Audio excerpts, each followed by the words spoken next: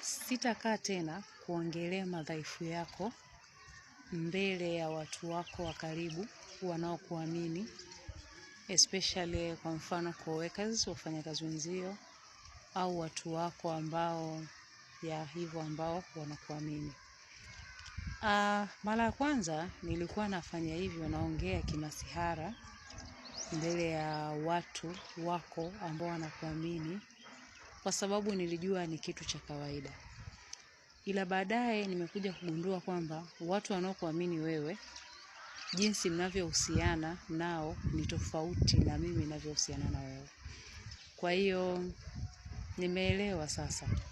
Ninapozungumza madhaifu yako mbele yao, wao wanavyokuchukulia kwa ukubwa huo, inamaanisha ninashusha thamani yako kwao.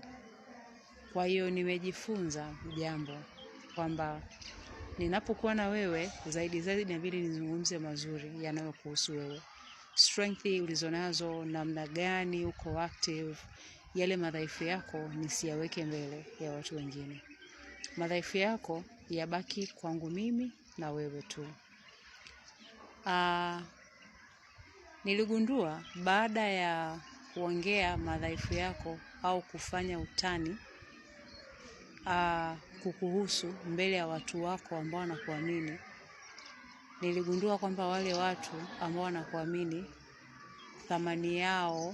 thamani yako ilishuka kwao. Walivyokuwa na kuchukulia kipindi cha kwanza na kipindi cha sasa ni vitu viwili tofauti. Kwa hiyo msamaha na uhitaji kwako, kwa sababu nilifanya hivyo vitu pasipo kujua. Ila kwa sasa nimeelewa na nimejifunza kwamba sitaweza kufanya hivyo. Kwa sababu pia nimehisi maumivu ambayo ulijisikia baada ya wale watu waliokuwa wanakuamini, kwa sasa wanaanza kukuchukulia ndivyo sivyo. Wanaanza kutumia madhaifu yako katika kukubuli au kukunyanyasa au kutokukusikiliza. Nimejifunza kitu. Nisamehe sana rafiki yangu kwa yote ambayo nimekuwa nimeyafanya katika kipindi hicho bila kujua. Lakini pia wewe rafiki yangu unayenitazama sasa hivi, najua inawezekana na wewe hali kama wewe ishawahi kupitia. Ila kama haijakupitia basi pata somo. Si sawa sana kuweza kueleza madhaifu ya mwenzako, labda ni rafiki yako au ni mwenzi wako au ndugu yako wa karibu anayekuamini sana, ambaye mnajuana tabia zenu, kuweza kuzieleza mbele ya wenzie. Hujui namna gani anachukuliana na wale watu. Kwa hiyo